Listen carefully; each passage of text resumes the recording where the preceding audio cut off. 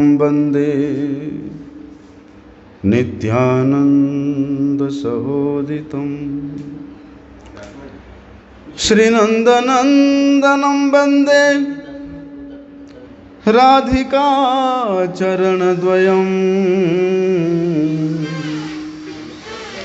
गोपीजनसमायुक्तं वृन्दावनमनोहरं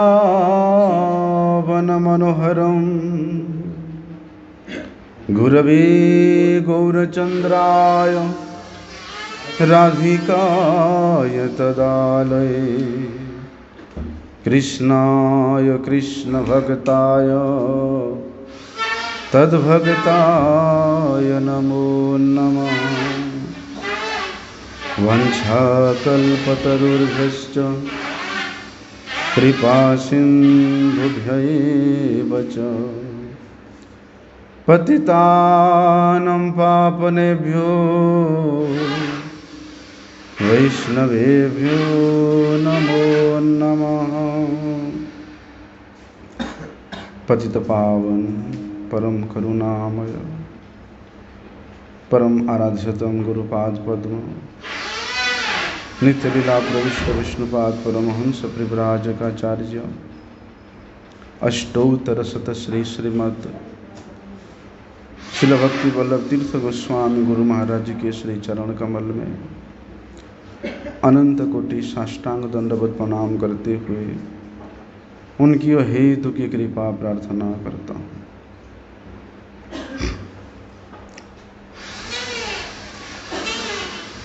भगवान श्री चैतन्य महाप्रभु स्वयं आचरण किया। क्या आचरण किया? हरिनाम संकीर्तन का आचरण भी स्वयं किया। तब जाके वे सर्वत्र उस नाम संकीर्तन को प्रचार करके नाम संकीर्तन का शिक्षा इस जगतवासियों को दिया।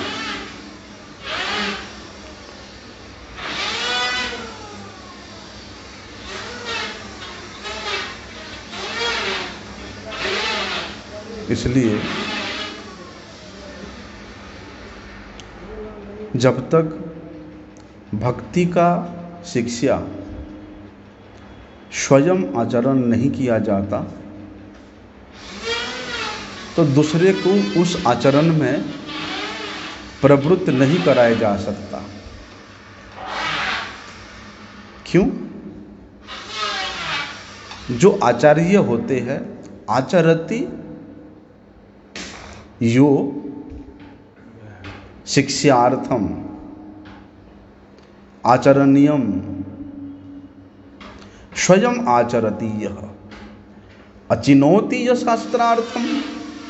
शास्त्र के आचार को, विचार को, शिक्षा को, शासन को जो स्वयं ग्रहण किया है, स्वयं आचरण किया है, वे ही केवल धर्म का शिक्षा दे सकता है।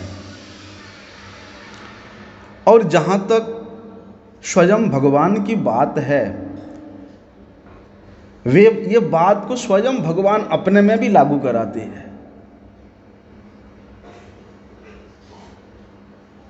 जब भगवान तो वे आप्तकाम है, वे पूर्ण काम है, वे आत्मा राम है। उनको फिर द्वारिका में 16,108 महिषियों से विवाह करके संसार बसाने का क्या आवश्यकता था? इसलिए भगवान कहते हैं यदि ही अहम न वर्तेयम जाति कर्माणि अतीन्द्रितः। समाज किस प्रकार से गठन होता है, परिवार किस प्रकार से गठन होता है, उस परिवार में किस प्रकार से एक सुशृंखलित जीवन यापन किया जाता है, बोलते यहाँ तक भी भगवान शिक्षा देने के लिए आचरण किया। और धर्म की शिक्षा, भक्ति की शिक्षा वो तो सबसे श्रेष्ठ शिक्षा है। इसलिए भगवान अपने आप को इस जगत में भक्त के रूप में प्रकट कराते हैं। कहते हैं ना, आचार्य माम विजानयात, कि मैं ही आचार्य के रूप में इस जगत में प्रकट होता हूं और स्वयं आचरण करता हूं और भक्ति का शिक्षा प्रदान करता हूं। बोलते ठीक इसी सिद्धांत को ब्रजेंद्र नंदन अभिन्न कलिजुग पावन अवतार भगवान गौर सुंदर भी स्वयं उसको आचरण करते हैं, स्वयं नाम संकीर्तन करते हैं, स्वयं के नाम में प्रमत्त होकर के नृत्य करते हैं। और नाम संकीर्तन का इतना सुष्ट आचरण, शुद्ध आचरण श्रीमन महाप्रभु जी से कौन कर सकता है? इसीलिए महाप्रभु जी स्वयं उस नाम के रूप में अवतरित हुए हैं, क्योंकि भगवान के कृपा का मूर्ति है श्रीमन महाप्रभु, भगवान के कृपा का मूर्ति है उनके श्री नाम। तो स्वयं के नाम में, स्वयं के स्वरूप में रमण करते हुए वे उस अखिल रस का आस्वादन कर रहे हैं। और वे परम करुणा वरुणालय, करुणाकर, करुणानिधि, करुणा के सागर होने के कारण वे इस जगत के जीवों को उसका शिक्षा दे रहे हैं। कहते हैं नवदा भक्ति का यजन अगर नाम संकीर्तन विहीन होके किया जाता है तो वे भी अपूर्ण रह जाता है, वे नवदा भक्ति भी अधूरी रह जाती है। इसलिए प्रहलाद महाराज जी ने श्रवणम कीर्तनम विष्णु स्मरणम पाद सेवनम, ये नवधा भक्ति के विचार को स्थापित किया। लेकिन उस नवधा भक्ति में भी जीवनी शक्ति को प्रदान किया श्रीमन महाप्रभु जी ने। नवधा भक्ति के साधन को उन्होंने नाम संकीर्तन के माध्यम से पूर्ण करके प्रेम का फल आस्वादन कराया। इसलिए वो जो प्रेम का फल है, वो जो कृपा का वर्षा है, वे है कादम्बिनी, वे है माधुर्य कादम्बिनी।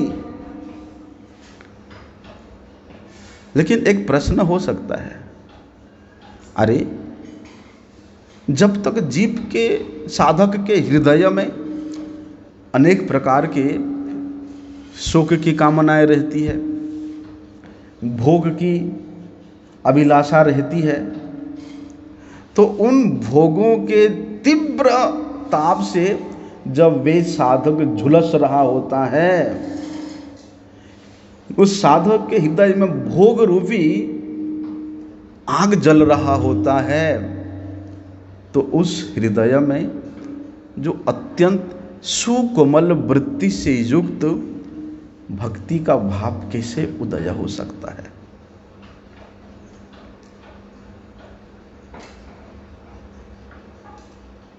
जिस प्रकार से आग में उंगली डालो तो वो जलता ही है ना?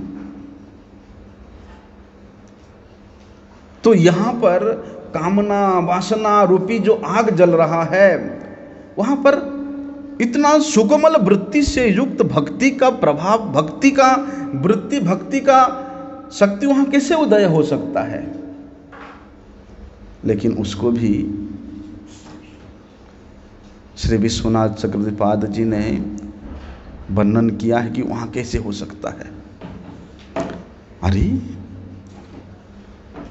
श्रीमन महाप्रभु जी के कृपा रूपी ये मेघ, श्रीमन महाप्रभु जी की कृपा रूपी ये माधुर्य कादम्बिनी, ये नाम रस की कादम्बिनी, ये स्वरूप रस की कादम्बिनी जब वहाँ पर उदय होता है, जब वहाँ पर वो कादम्बिनी रूप वर्षा होती है,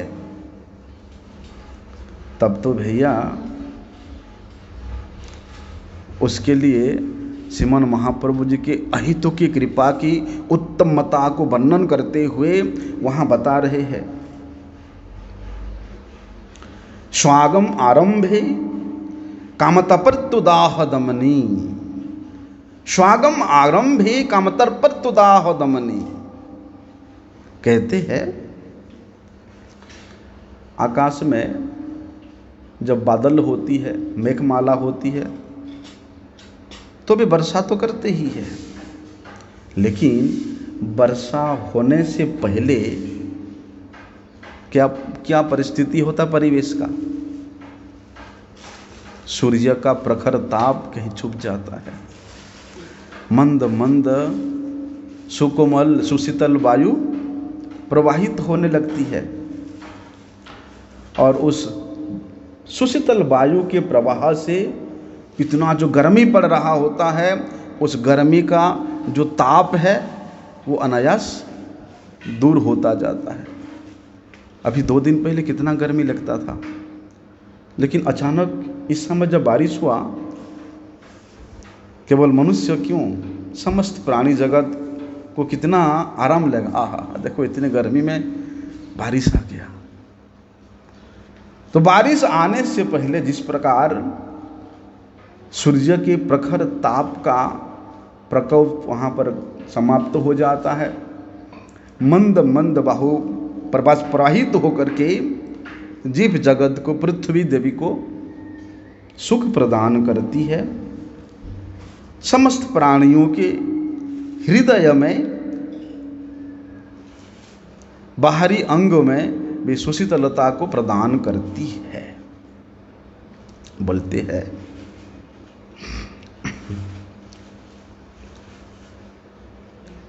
ये बाहर प्रकृति के जो मेघमाला रूपी वर्षा होती है, तब प्राणियों के भीतर भी और बाहर भी तीव्र ताप को अनायास दूर कर देती है। बोलते ठीक उसी प्रकार श्री चैतन्य महाप्रभु जी की कृपा की जब वर्षा होती है, उस कृपा रूप कादम्बिनी जब यहाँ बरसने लगती है, बरसने से पहले उस कृपा की वर्षा की प्रारंभिक प्रभाव क्या होता है? देखिए, उस मंद मंद कृपा रूप मंद मंद वायु के स्पर्श से साधक के हृदय में जितना भी कामनाएं हैं, वासनाएं हैं, वो सब दूरीभूत हो जाता है। इस जगत के जो त्रिताप है, आदि भौतिक, आदि देवी, आध्यात्मिक, ये त्रिताप भी शांत हो जाता है। कहते हैं इस जगत के जो त्रिताप है, जिसको जीव यहाँ प्रकट होकर के, पैदा होकर के उसको सहन करना पड़ता है, बोलते उस त्रिताप से भी, उस ग्रीष्म ऋतु के प्रकोप रूप ताप से भी करोड़ों करोड़ों गुना अधिक ज्वाला प्रदान करती है इस काम क्रोध लोभ मोह मद मात्सर्य जीव के हृदय में।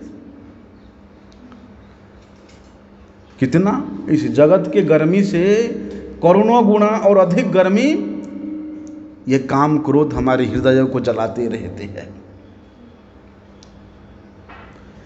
बोलते हैं ऐसे गर्मी श्रीमन महाप्रभु जी की कृपा की कादम्बिनी वर्षा होने से पहले प्रवाहित कृपा रूप प्रवाहित सुशीतल वायु से वे भी शांत हो जाते हैं, वे ज्वालामुखी भी शांत हो जाती है। बोलते हैं वे वायु के प्रवाह साधक के हृदय को स्पर्श करने मात्र से ही, कामना वासनाओं की बात तो छोड़ दो, अरे मुक्ति की कामना तक उस साधक के हृदय में आविर्भूत नहीं होता है। अगर उस साधक के हृदय में मुक्ति प्राप्त करने का इच्छा भी है तो वे भी दूरीभूत हो जाता है।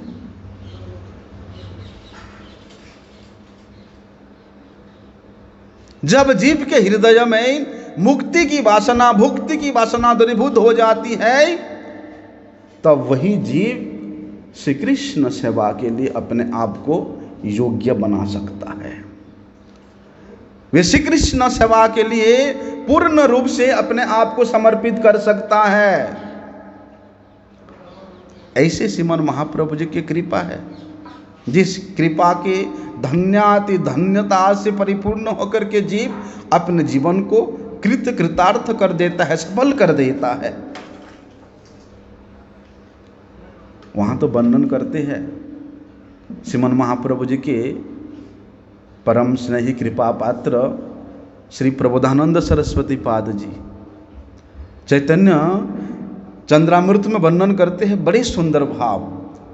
श्रीमन महाप्रभु जी के उन कृपा की पराकाष्ठा को वर्णन करते हुए वे बता रहे हैं कि न योगो न ध्यानम न च जप तप त्यागो नियम न वेदानाचारः क्वनुवत निषिद्धाध्युपरति अकस्मात् चैतन्यमवतरति दयासार हृदये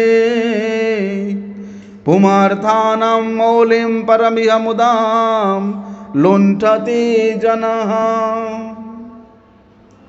श्रीमन महाप्रभु जी की कृपा की पराकाष्ठा ऐसा है, अरे भैया, जिन लोगों का ना योग के प्रति, ध्यान के प्रति, जप तप त्याग नियम वेद पाठ सदाचार, इन संबंध में लेश भी ज्ञान नहीं है, लेश भी संबंध नहीं है, और तो और अरे जो लोग वेदों में निषिद्ध जो कर्म व्याख्या किया है, उन निषिद्ध कर्मों को भी करने वाले व्यक्ति, वेदों में प्रतिष्ठित आचार और विचार को त्यागने वाला व्यक्ति, और जो नित्य निरंतर पाप कर्मों में प्रवृत्त रहता है, वे लोग भी आज श्रीमन महाप्रभु जी के उस कृपा रूप कादम्बिनी की वर्षा से अभिसिंचित होकर के वे भी उस पंचम पुरुषार्थ स्वरूप भगवत प्रेम, जो भगवत प्रेम की ब्रह्मा शिव नारद वे नित्य निरंतर वांछा करते रहते, अभिलाषा करते रहते हैं, बोलते वे महाप्रेम में वे भी आज लौट रहे हैं, वे भी आप मत्त हो रहे हैं।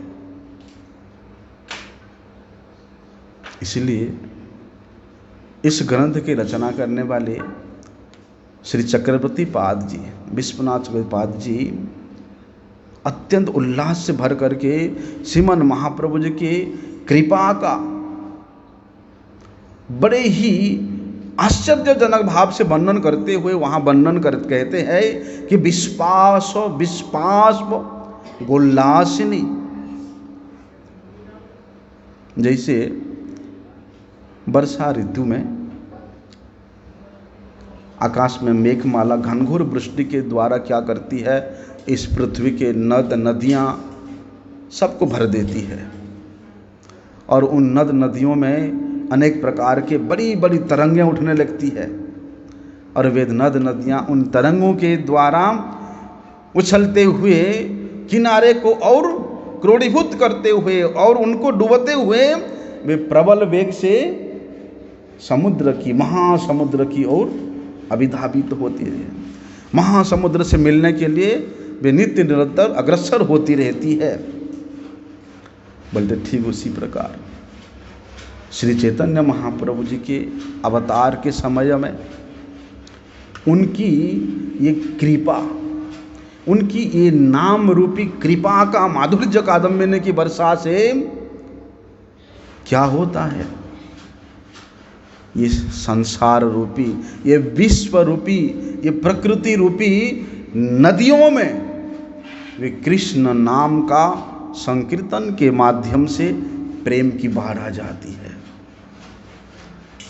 और वे बाढ़ में ऐसे ऐसे तरंगें उठती है, जो तरंगों को कभी सात्विक भावापन्न होकर के तो कभी व्यभिचारी भावापन्न होकर वे तरंगें क्या करती है, उसके कुल में, उसके आजू बाजू में जितने भी लोग हैं, उस प्रेम के बन्या में सबको डूबते हुए वे प्रबल वेग से अखिल रसामृत सिंधु श्री कृष्ण प्रेम की, श्री कृष्ण चरणों की, श्री कृष्ण धाम की ओर अग्रसर होता रहता है। इसीलिए श्रीमन महाप्रभु जी को महावदान्य के रूप में श्री रूप गोस्वामी जी वर्णन करते हैं। नमो महावदान्याय कृष्ण प्रेम प्रदायते। बोलते ऐसे अवतार ना कभी हुआ है और ना कभी होगा। ऐसे कृपा के अवतार, ऐसे करुणा के अवतार, ऐसे प्रेम के अवतार वे कभी विचार नहीं किया। बोलते उस बाढ़ में, उस प्रेम की बाढ़ में जो भी आया सबको बहा ले गया। वहां पर विचार नहीं किया। उस प्रेम के बाढ़ को ऐसा लुटाया कि उसमें कौन पात्र है, कौन अपात्र है, कौन स्त्री पुरुष, वृद्ध बालक वनिता, सज्जन दुर्जन, लंगड़े लूले, अरे यहां तक कि इस जगत के जितने भी जीव है सबको वहां पर डुबा दिया। कहां तक बताएं भैया, वन में रहने वाले जो हिंसक जीव जंतु होते हैं, बाघ, भालू, शेर, अजगर, वे भी अछूते नहीं रहे। आज भी देखने को मिलता है, जाओ देखो। श्रीमन महाप्रभु जी जब जगन्नाथपुरी से झारखंड होते हुए वृंदावन की ओर प्रस्थान कर रहे हैं, तो उस झारखंड के जंगल में जितने भी हिंस्र जंतु थे सब एक दूसरे से गले मिल रहे हैं। श्रीमन महाप्रभु जी के नाम संकीर्तन को श्रवण करते वे भी प्रेम में विभोर होकर नृत्य कर रहे हैं। अरे कहां तक कहें, पाषाण भी पिघल जाता है। श्रीमन महाप्रभु जी के उस प्रेम के बन्या का स्पर्श करके पाषाण भी पिघल जाता है। और उस पिघले हुए पाषाण के ऊपर जब समस्त जीव जंतु नृत्य करते करते श्रीमान महाप्रभु जी के पश्चात गमन कर रहे हैं, उनके पैरों की छाप, उनके पैरों के चिन्ह उस पिघलते हुए पाषाण में आज भी दिखाई देता है। क्या मायावादी, क्या कर्मनिष्ठ, क्या कुतार्किक, क्या निंदक, क्या पाखंडी, बोलते जो भी उस प्रेम के संस्पर्श में आया, उस बन्या के, उस कादम्बिनी के संस्पर्श में आया, उन सब का उद्धार हो गया। आज भी प्रमाण मिलता है, विदेशों में जाके देखो, सब नास्तिक लोग हैं। मदिरा मांस के बिना जिन लोगों का एक दिन नहीं कटता था, वे लोग आज कंठी माला पहन के, दिव्य तिलक धारण करके, हजारों हजारों संख्या में, और युवक युवतियां हरे कृष्ण महामंत्र का संकीर्तन करते हुए कैसे कैसे कैसे उदंड नृत्य कर रहे हैं, उस तरंगों में कैसे बह रहे हैं, आज भी देखने को मिलता है। ये सब क्या है? ये सब श्रीमन महाप्रभु जी की कृपा रूपी उस माधुर्य कादम्बिनी का प्रत्यक्ष फल है, प्रत्यक्ष फल है जो देखने को मिलता है। इसीलिए कहते हैं हवे की होए छे एमन अवतार श्री गौरांग अमर। श्री गौरांग महाप्रभु जी से महावदान्यता अवतार ना कभी हुआ है, ना कभी हुआ था और ना कभी होगा। इसलिए चक्रवर्ती पाद जी ने अपने आप को अत्यंत दीनहीन समझ करके ऐसी कृपा की, ऐसी कादम्बिनी की, ऐसी कृपा की वर्षा की अभिलाषा कर रहे हैं, कृपा प्रार्थना कर रहे हैं कि दुरात में मरुप्रांगण शिखनुमपि सरसि भवाय भूयात्, कि हे नाथ, मेरे हृदय जैसा मरुभूमि में क्या कभी आपके इस कृपा रूपी कादम्बिनी का वर्षा होगा? लेकिन हे नाथ, मैं तो नितांत दुर्बल हूँ, नितांत दुर्बल आमी ना जानी सातार, कि मुझे तैरना भी नहीं आता है। लेकिन मेरा आशा है, विश्वास है कि उस मरु प्रांगण में भी आप इतना बाढ़ लाओगे, उस कृपा की बाढ़ इतना लाओगे कि तैरने नहीं जाने पर भी आप कांडारी होकर के, आप पतवार होकर के मुझे अपने चरणों की आश्रय में अवश्य रखोगे।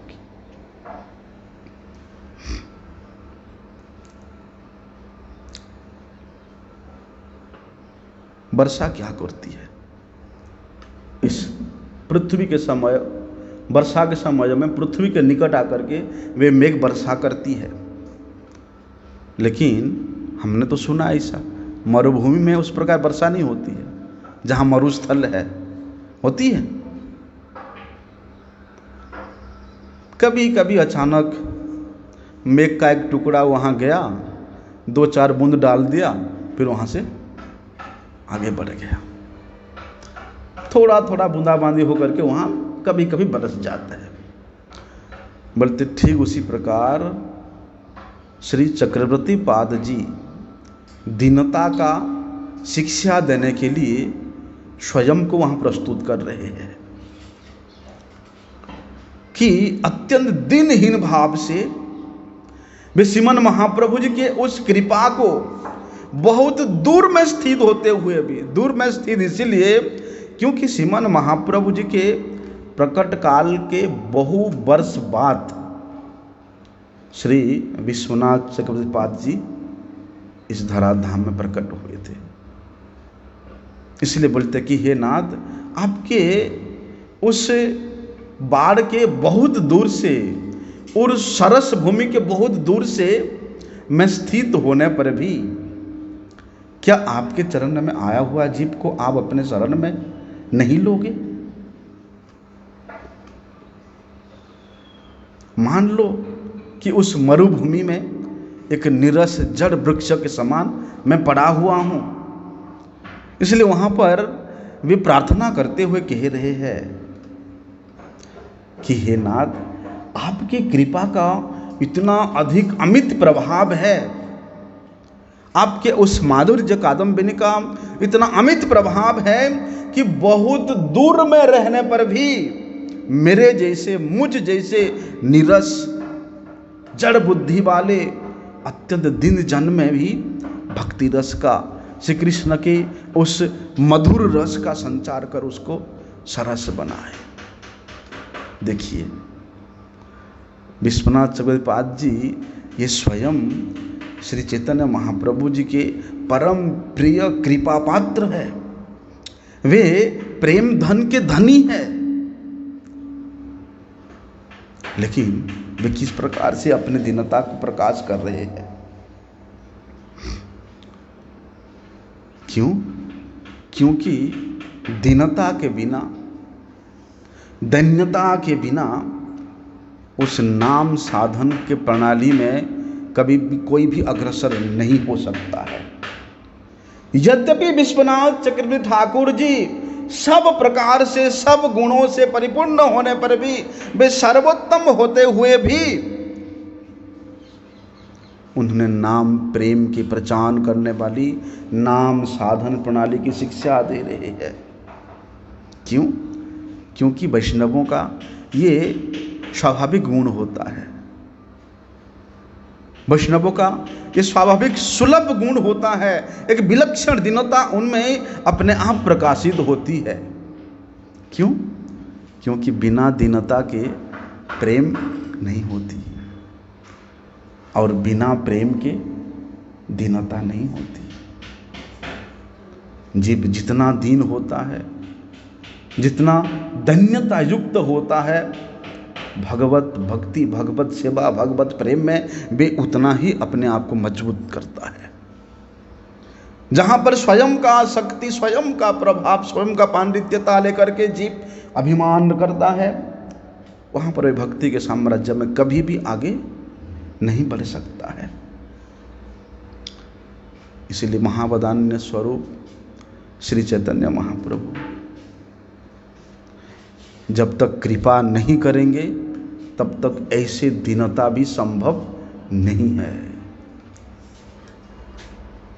ऐसा दीनता, रघुनाथ दास गोस्वामी, अरे राजा का पुत्र है, ऐसा दीनता कैसे संभव हुआ? श्रीमन महाप्रभु की कृपा से। रूप गोस्वामी जी, सनातन गोस्वामी जी, वे प्रधानमंत्री थे, अर्थ मंत्री थे, लेकिन उनका दीनता वर्णन से भी अतीत है।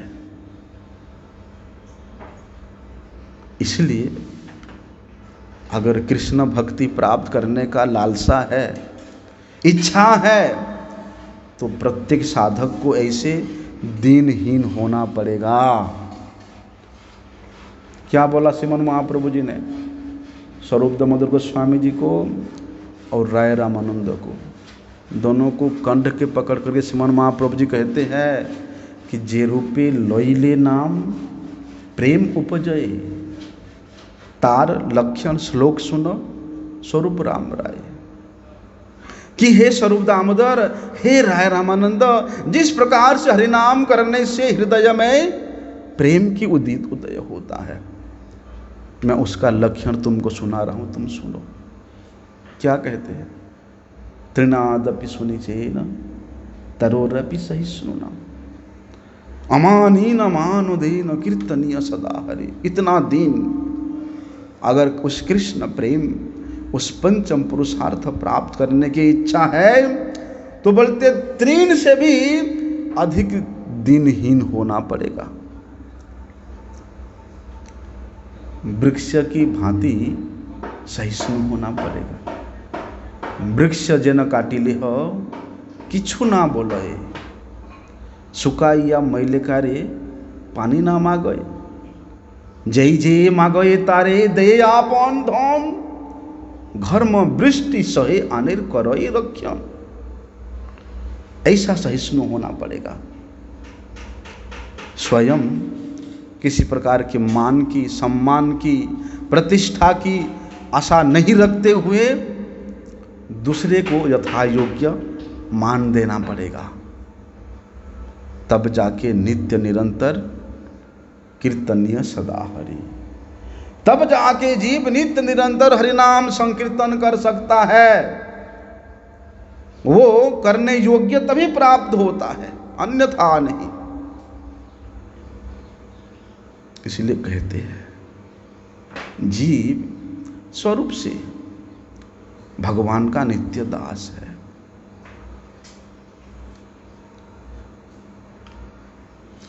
और जब जीव उस नित्य दासता को भूल जाता है, वे अनादि काल से इस माया के कबल में पड़ करके यहाँ जन्म और मरण के चक्कर में घूमता रहता है। भक्ति ही पूर्वै श्रिता तरंतु रसम पश्येत यदा तधीहि तम नौमि सततम रूपम नाम प्रिय जनम हरे। पहले पहले समय में जितने भी महाजन गण हुए, किस प्रकार के धन के महाजन? कृष्ण प्रेम धन के महाजन गण हुए, वे सब भक्ति का आश्रय ग्रहण किया। भक्ते ही पूर्वे श्रिता तंतु रसम पश्येत यदात्तदिहि। किंतु कहते हैं इस समय जिनकी कृपा से सद्बुद्धि को प्राप्त करके लोग उस भक्ति को भक्ति रस के रूप में, भक्ति माधुर्य के रूप में दर्शन कर रहे हैं। किनके कृपा से? श्रीमन महाप्रभु जी की कृपा से। बोलते वे महाप्रभु जी अपने प्रिय गोस्वामी गणों के माध्यम से इस जगत में उस प्रेम को सिद्धांत के रूप में, तत्व के रूप में, सूक्ष्माति सूक्ष्म विचार के रूप में प्रवाहित किया। उनमें से रूपम प्रियजनम हरे, श्री रूप गोस्वामी उनमें से प्रमुख है। लेकिन क्या करें, जीव इस बात को कभी सोचता भी नहीं है। जीवेर स्वरूप है कृष्णेर नित्य दास। कृष्णेर तटस्था शक्ति भेदाभेद प्रकाश। कृष्ण भूलि सही जूप अनादि बहिर्मुख, अतएव माया तारे दे संसार आदि दुख। स्वरूप से जीव कृष्ण का दास है, लेकिन अनादि काल से वे भगवान को भूल गया है, जिस कारण माया के द्वारा कबलित होकर के वे यहाँ जन्म और मरण के चक्कर में पड़ा हुआ है और त्रिताप में जल रहा है, त्रिताप में वे दग्ध हो रहा है, जिसके कारण कभी भी अपने कर्म फल के द्वारा कभी स्वर्ग में देवता तो कभी भूतल पर राजा बनता है, कभी प्रजा बनता है तो कभी विप्र बनता है, कभी शूद्र बनता है तो कभी सुखी बनता है, कभी दुखी बनता है तो कभी स्थलचर जलचर, कभी पशु पक्षी दैत्य दानव, ये सब के रूप में इन सब जोनियों में जीव अपने कर्म के कारण प्रवेश करता है।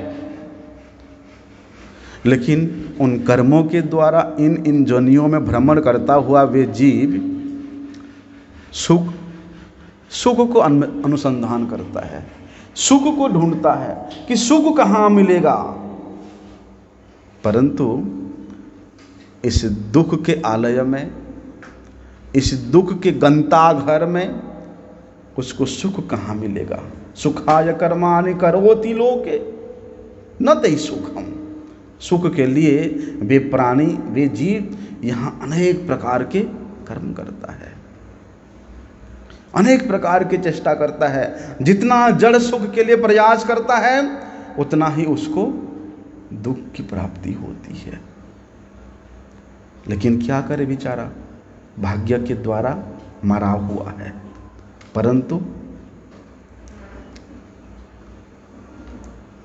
उस परम करुणा वरुणालय, परम कारुणिक भगवान जीव की ऐसी दुर्दशा को देख करके, क्योंकि वे भगवान सबके प्रिय है, वे भगवान सबके पालक है, वे भगवान सबके पोषक है, वे सबके परम पिता है। तो इस जगत के जीवों की ऐसी दुर्दशा को देख करके भगवान का हृदय भी द्रवीभूत हो जाता है। भला क्यों नहीं होगा? जो परम पिता है वो तमैव माता च पिता तमैव, तमैव बंधुश्च सखा तमैव, तमैव विद्याश्च द्रविणम तमैव, तमैव सर्वम मम देव देव। इसके कारण भगवान अत्यधिक द्रवीभूत हो जाते हैं, तो वे इन शास्त्र के रूप में, इस सात्वत शास्त्र के रूप में अवतरित होते हैं। इसलिए शास्त्र ये कोई पुस्तक नहीं है, ये कोई अक्षर नहीं है, ये साक्षात भगवान का अवतार है। साक्षात भगवत एव ही श्रीमद् भागवतम शास्त्रम कलौ किरेण भासितम, काल व्याल मुख ग्रास त्रास निर्नाश हेतवे। इस कलि युग के जीवों को काल के ग्रास से, उस अजगर के मुंह से बचाने के लिए कलि युग में भगवान इस पुराण अर्क, पुराण सूर्य स्वरूप भगवान अपने आप को प्रकट करते हैं और वे स्वयं नाम के रूप में यहाँ प्रकट हुए हैं। नाम रूपे कृष्ण अवतार, स्वयं भगवान इस जगत के जीवों का कल्याण करने के लिए नाम के रूप में अवतरित होते हैं।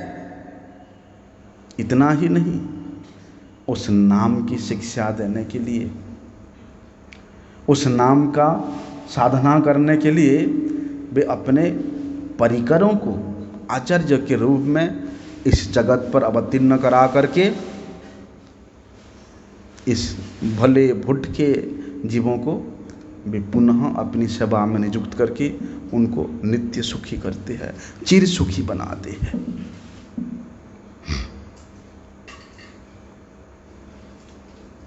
क्या माध्यम हुआ? भक्ति।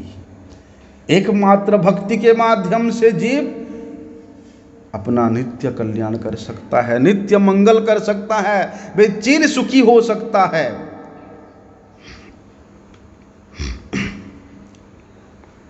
भगवान की भक्ति ही एक ऐसा साधन है जो इस नित्य विमुख जीवों को, दुखी जीवों को, त्रिताप दग्धीभूत जीवों को इससे छुड़ा करके भगवत प्राप्ति करा करके उनको नित्य सुखी बनाती है। इसलिए क्या वेद, क्या श्रुति, क्या स्मृति, क्या इतिहास, पुराण, ये सब एक शोर में इस भक्ति के सिद्धांत का प्रतिपादन करते हैं, गान करते हैं। कर्म के द्वारा, ज्ञान के द्वारा, योग तपस्या के द्वारा जीव का भैया नित्य कल्याण नहीं होता, शाश्वत कल्याण कभी संभव नहीं है। किस लिए? क्योंकि उस ज्ञान, कर्म, योग, तप वे भगवान को वशीभूत नहीं कर सकते। वे भगवान के चरणों की सेवा प्राप्त नहीं करा सकते। भक्ति ही ऐसा माध्यम है जो भगवान का सेवा प्रदान करती है। इसलिए तो स्मृति कहती है कि भक्ति रेवेनम नयति, भक्ति रेवेनम दर्शयति, भक्ति वशः पुरुषो भक्ति रेव भूयसी। बल्कि भक्ति ही जीव को भगवान के निकट ले जाती है। भक्ति ही जीव को भगवान का दर्शन कराती है। क्यों?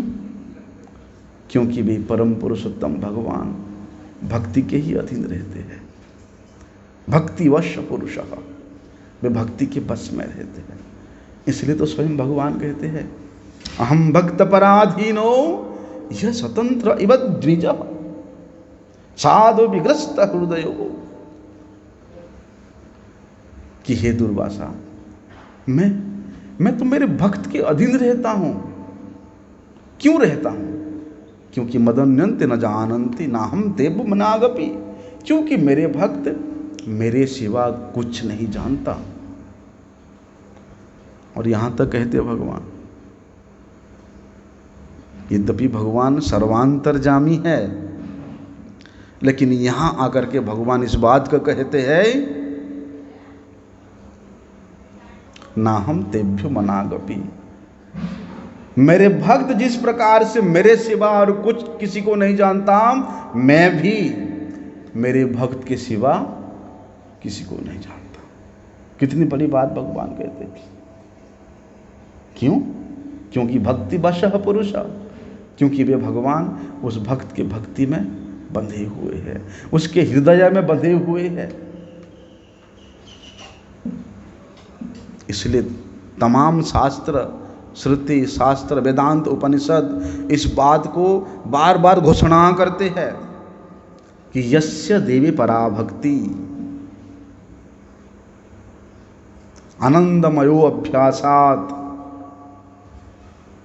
सवै पुंसु परो धर्मो यतो भक्ति अधोक्ष्यति अहेतुकी अप्रतिहता यजात्मा संप्रसिद्ध्यति। आत्मा अपना सुप्रसन्नता तभी प्राप्त करती है वे जब परमात्मा के प्रति समर्पित होती है, भक्ति करती है, सेवा करती है। आनंदमय अभ्यासात, तभी वे आत्मा आनंद की प्राप्ति करती है, कल्याण की प्राप्ति करती है, कि जब वे आनंदमय, आनंद स्वरूप भगवान के चरणों में अपने आप को समर्पित करती है। इसलिए यस्य दिवे पराभक्ति, उस भगवान के प्रति जिसका पराभक्ति है, श्रेष्ठ भक्ति है, उत्तमा भक्ति है, वास्तव में वे साधक ही अपने जीवन का कल्याण किया है। इसलिए कहते हैं भगवान ब्रह्म कार्येन त्रिअन्वीक्ष्य मनीषया अध्यवसत कुटस्थो रतिरात्मन जतो भवेत। भगवान स्वयं इस भक्ति देवी के रूप में प्रकट हुए हैं।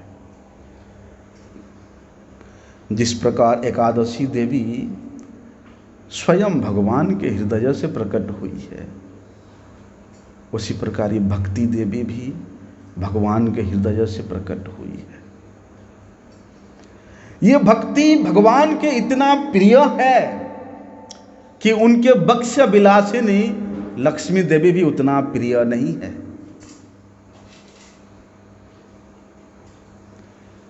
उनके भ्राता बलदेव जी भी इतना प्रिय नहीं है। और यहां तक कहते भगवान, मैं स्वयं अपने आप को जितना प्रिय नहीं हूं, ये भक्ति देवी मेरे भक्त मुझे इतना प्रिय है। क्यों? क्योंकि उस भक्ति के द्वारा ही भगवान अपने उस श्रेष्ठ माधुर्य का, उस माधुर्य कादम्बिनी का परिस्फुट करते हैं, परिवर्धित करते हैं। जैसे काल हम लोगों ने श्रवण किया कि भगवान इस जगत में अवतरित होते हैं सिर्फ एक कार्य से, करोमि नाना विध क्रियाम मद भक्त विनोदार्थम।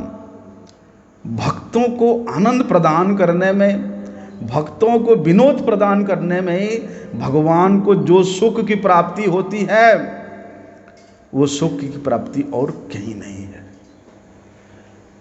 इसलिए कभी कभी तो भगवान भक्त के रूप में स्वयं उस आनंद को लेते हैं। इसलिए इस ब्रज में भगवान अवतरित होते हैं, इस ब्रज में इस माधुर्य मल लीलाओं को करते हैं सिर्फ इसीलिए कि जिससे उनके भक्तों का, उनके आश्रित जनों का कल्याण हो, अन्यथा नहीं। इसलिए भक्ति के द्वारा ही जीवों की आत्यंतिक दुख की निवृत्ति होती है और वास्तव में उस जीव को भक्ति के द्वारा ही यथार्थ वास्तविक आनंद की प्राप्ति होती है। ये तो भैया शास्त्रों की अटल सिद्धांत है। इससे बड़ा सिद्धांत और कुछ नहीं हो सकता। इसलिए स्वयं श्रीमन महाप्रभु जी उस भक्ति रूपी, उस कृपा रूपी महामाधुर्य को इस जगत के जीवों को वितरण करने के लिए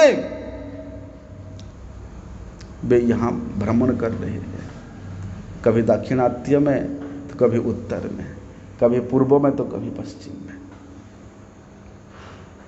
जब जब श्रीमन महाप्रभु जी जिस जिस रास्ता से पधारते हैं, उस दिशा, जिस दिशा को पधारते हैं, उस दिशा के जितने भी जीवों को श्रीमन महाप्रभु जी के मुखों के द्वारा उद्गीर्ण ये भगवत नाम को स्पर्श किया हुआ वायु प्रवाहित होती है। बोलते उस वायु जिसको स्पर्श करता है वे भी उस प्रेम के बन्या में प्रवाहित हो जाता है। अरे कहाँ तक है इस माधुरिमा की, इस माधुर्य कादम्बिनी की के द्वारा स्पर्शित वायु अगर भगवान मधुसूदन के अंग में भी स्पर्श करती है तो वे अपने आप को मधुसूदनो अपि कृतार्थ मानी। भगवान मधुसूदन भी अपने आप को कृतार्थ मानते हैं। यत बत्सलांचल खिलोन्थितो प्रवाहित वायु। बोलते वे माधुर्य कादम्बिनी के श्रेष्ठ मूर्ति, श्रेष्ठ विग्रह, श्रेष्ठ तत्व कौन है? नाम, भगवत नाम। इसलिए उस नाम को श्रवण करके भगवान को जितना सुख होता है उससे अधिक सुख और कुछ हो ही नहीं सकता। और भगवान को सुख प्रदान करना, भगवान को आनंद प्रदान करना ही उनके शरणागत भक्त का एकमात्र कर्तव्य है। दूसरा कुछ कर्तव्य, हरि बोल, राधे राधे, दूसरा और कुछ श्रेष्ठ कर्तव्य हो ही नहीं सकता। ऐसा आगे का विषय कल श्रवण करेंगे। वाञ्छाकल्पतरुभ्यश्च कृपा सिन्धुभ्यैव च पतितानां पावनेभ्यो वैष्णवेभ्यो नमो।